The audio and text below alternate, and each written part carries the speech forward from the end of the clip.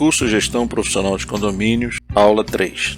Vamos relembrar o que aprendemos na aula 2. Responda às seguintes questões. Como é feito o rateio das cotas condominiais? Quais são as principais iniciativas para elaborar um bom orçamento condominial? Quais são as principais despesas de um condomínio? A lei dos condomínios prevê a cobrança de uma taxa de até 10% sobre as receitas como fundo de reserva. O síndico pode utilizar estes recursos para pagamento de despesas rotineiras? Para uma boa gestão financeira do condomínio, o que deve fazer o síndico ao final de cada mês?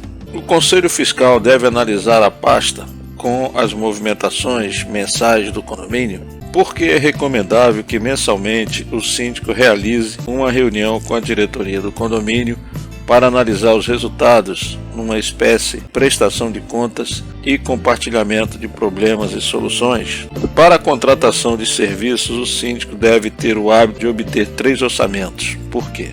Quais os livros que o síndico deve manter em seu poder?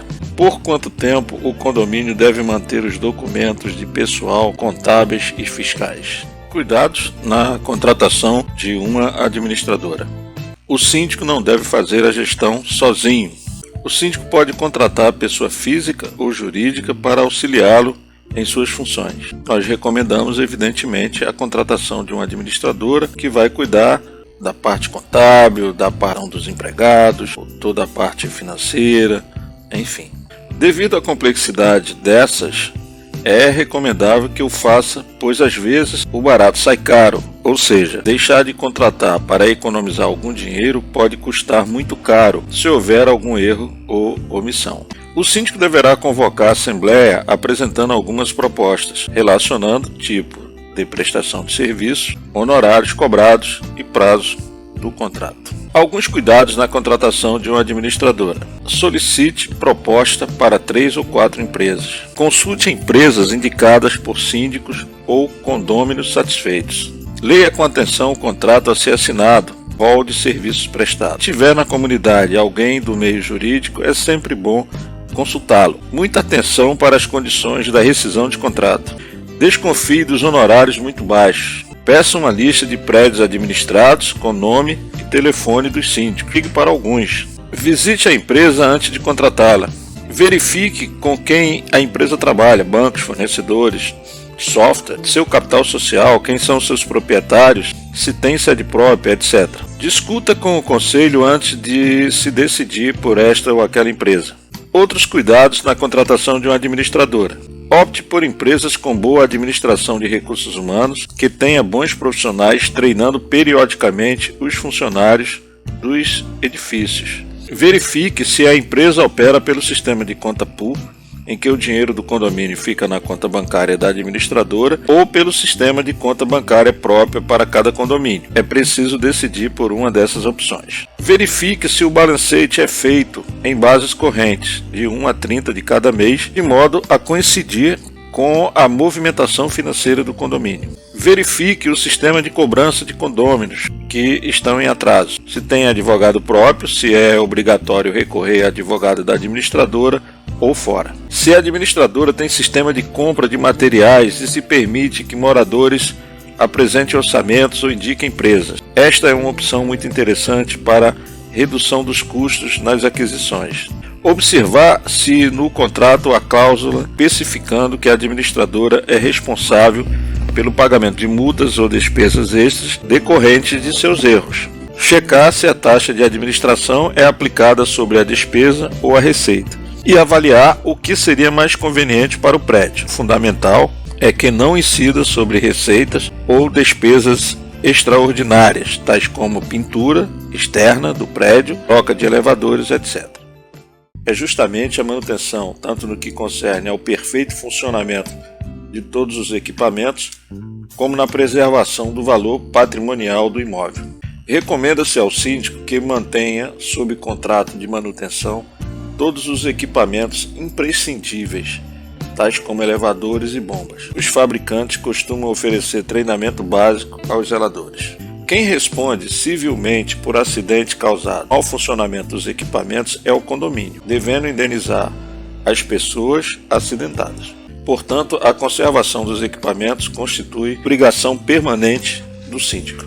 Até porque, provada a sua culpa ou desinteresse, negligência, cabe a ele inteira responsabilidade criminal no caso de danos causados a condôminos ou a terceiros. Fica para o condomínio a responsabilidade civil. As administradoras devem, por ocasião da visita periódica de inspeção, preencher um checklist que será enviado ao síndico com as providências recomendáveis. Entretanto, nós achamos que o próprio condomínio deve ter o seu checklist preventivo. E aí o Dr. Regis já deu uma opinião aqui achando que é pepino mesmo. Mas o Lindomar, ele que tem bastante experiência, disse não, se fizermos um trabalho sério, os riscos serão mínimos. E é verdade. O que deve fazer parte desse checklist? Elevadores, bombas, interfones, portões automáticos, antenas coletivas, geradores, iluminação de emergência, minuterias, hidrantes, extintores de incêndio, luz piloto. Luz piloto é aquela luzinha que fica em cima do prédio contra acidentes de aviação.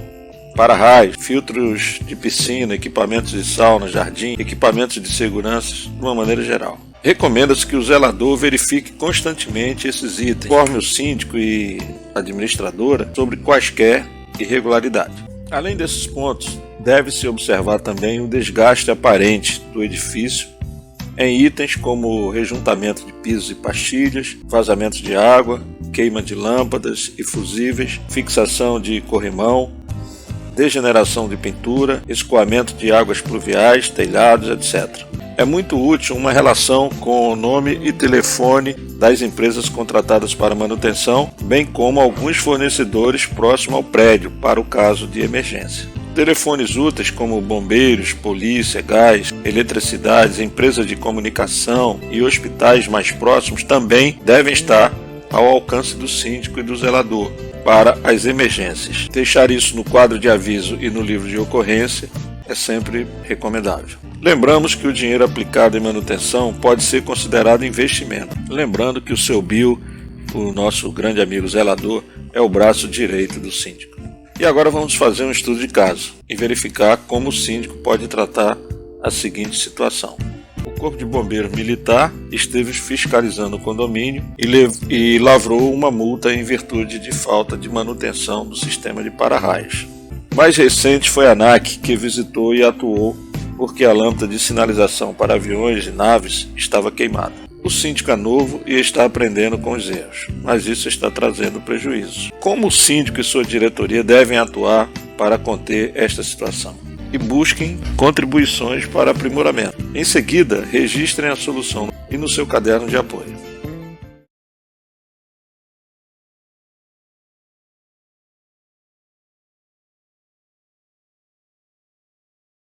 Até a próxima aula e se preparem para participar da prova oral no início da próxima aula. Havendo dúvidas, não hesite em peça apoio ao tutor, através do e-mail fabian@fmabr.com.